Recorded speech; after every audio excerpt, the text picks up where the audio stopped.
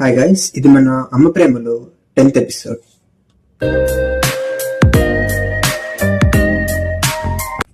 వల్లి వాళ్ళ పని మనిషి వల్లి దగ్గరకు వచ్చి నన్ను క్షమించండి అమ్మా అంటూ వల్లి కాలు పట్టుకుంది.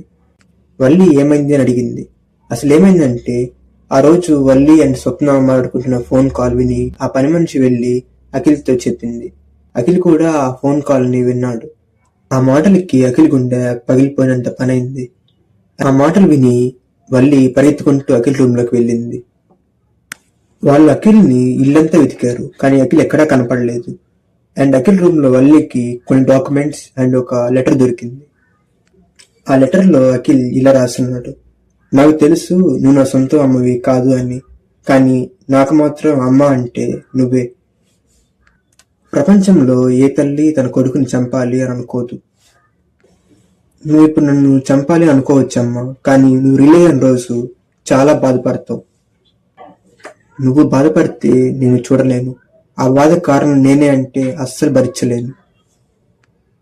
అయినా నేను లేకుండా నువ్వు సంతోషంగా ఉంటావంటే నాకు అంతకంటే కావాల్సింది ఏముంది. అందుకే నీకు దూరంగా వెళ్ళిపోతున్నాను.